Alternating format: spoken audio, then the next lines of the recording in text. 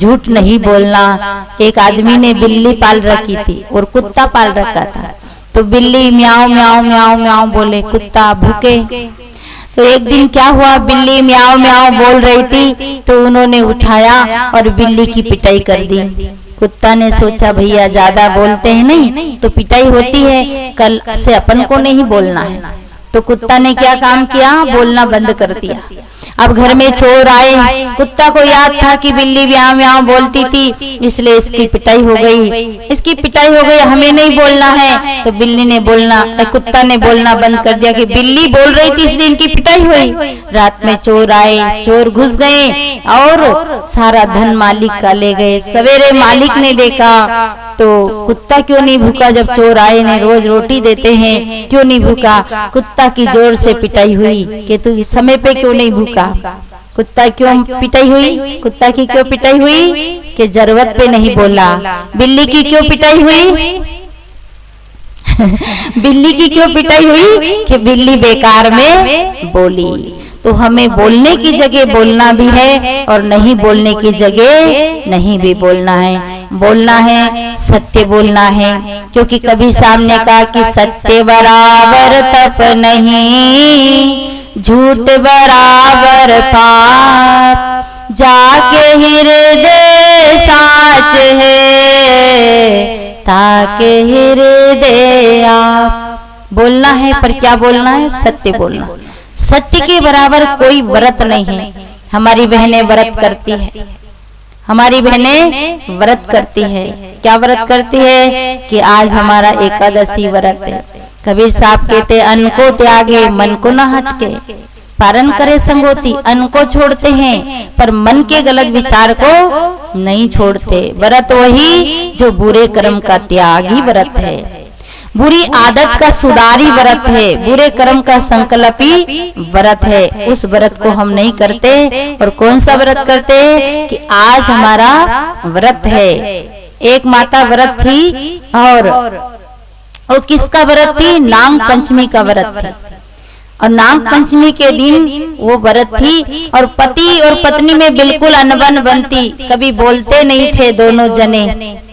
और रात की 12 बजे दूध को गिलास लेके पति के सिराने खड़ी, पति ने देखा आज चंद्रमा सामने से कैसे निकल गया। तो वो बोली अरे कि आज मैं आपके लिए दूध का गिलास लेके खड़ी। पति बोला कि तू कभी ठंडा पानी भी प्रेम से नहीं पिलाती, आज तो दूध को गिलास लेके खड़ी है। तो पत्नी क्या बोली, ए जी आपको पता नहीं आज नाग पंचमी का व्रत है और सब लेडीज जहाँ नाग देवता का मंदिर है वहाँ पूजा कर आई, दूध चढ़ाई आई। पर मैंने सोचा कि सबसे बड़ो कालो नाग तुम्हारे घर में ही बैठू तो क्यों ना इसे ही एक गिलास दूध पिला दूं ताकि इनके मन में ठंडकता आ जाए। हमारे भारत में बड़ी उल्टा रिवाज है, मिट्टी के नाग को तो हम दूध पिलाते हैं पर जिंदा नाग घर में आ जाए तो उसकी पिटाई बना देते हैं। इसलिए कबीर साहब को कहना पड़ा अंधेरी दुनिया भजन बिना कैसे तरियो रे, अंधेरी दुनिया भजन बिना कैसे तरियो रे, पाखंडी दुनिया भजन बिना कैसे तरियो रे, नादानी दुनिया भजन बिना कैसे तरियो रे, पाड़ फोड़ के पत्थर लइयो ताकि मूरत घड़ियो, पाड़ फोड़ के पत्थर लइयो ताकि मूरत घड़ियो, मूरत बिचारी बोलन चाले, मूरत बिचारी बोलन प्याले, मूरत बिचारी बोलन पीवे भोग लगइयो रे, पाखंडी दुनिया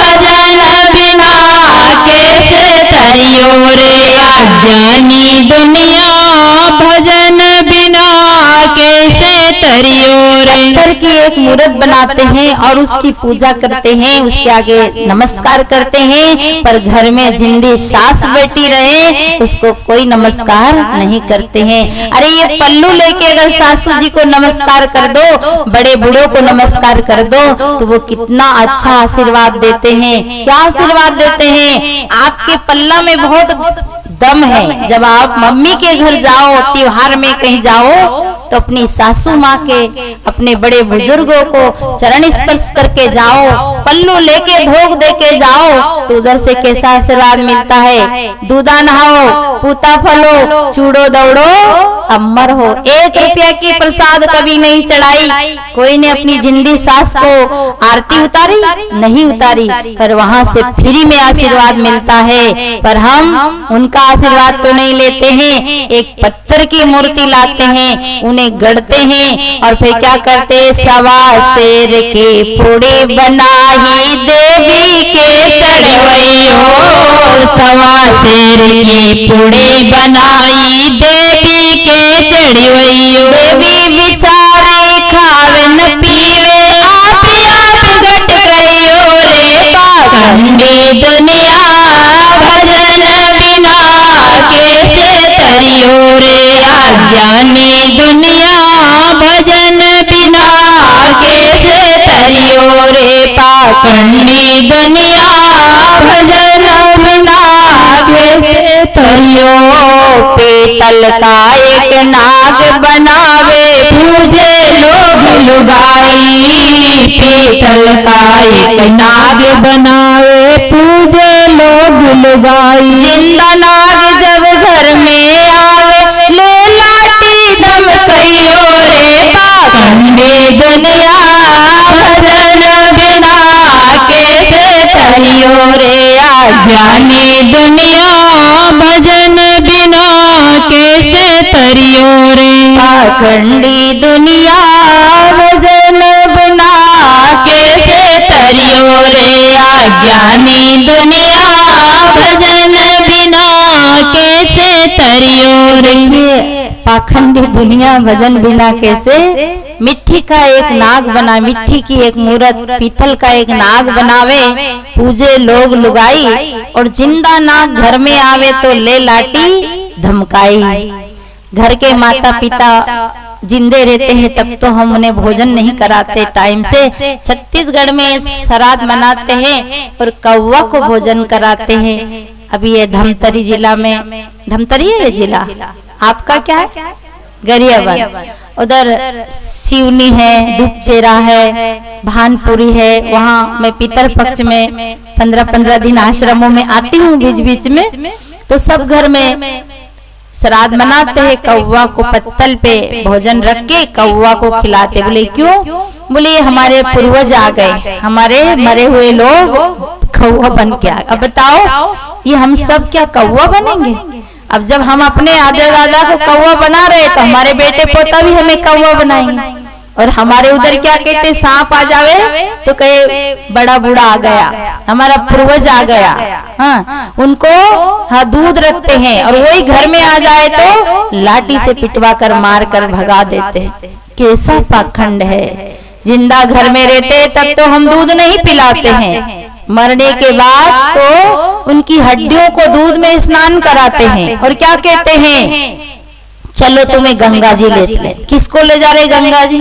हड्डियों से बातें करते हैं। चलो तुम रोटी खा लो, उन्हें भोजन चावल दाल खिलाते हैं। और कहाँ टांग के ले जाते हैं? गले में टांगवा श्रवण भगत। अब हड्डियों से ले जाके भक्ति कर रहे और उनका टिकट लेते, फिर क्या कहते हैं, तुम यही रहना, हम जा रहे हैं। बताओ, अब तुम्हारा भला पाप कटा दोबारा लौट के आना नहीं। कितना अंधविश्वास। एक कबीर साहब को कहना पड़ा, कहे कबीर सगलो जग अंधा, साचा से भागा फिरे झूठे का बंदा। अब हड्डियां जब आपने देखा कि इसमें राम नहीं रहा, जला दिया, वो हड्डियों को हमें क्या लेना देना। परंतु उन हड्डियों को ले जाते हैं, मुड़ मुड़ाते हैं और कहते हैं कि फिर भी वो भूत बन करके भूत बनकर फिर आ जाते हैं। फिर पंडित जी आते हैं, फिर भागवत जी करके ले जाके छोड़ के आते हैं। बताओ कैसा कैसा शब्दों का जाल में इस जीवों को फंसाया है। बिना विवेक भटकत फिरे पकड़ शब्द की छाए। हमने शब्द की छाई पकड़ी है, विवेक नहीं किया।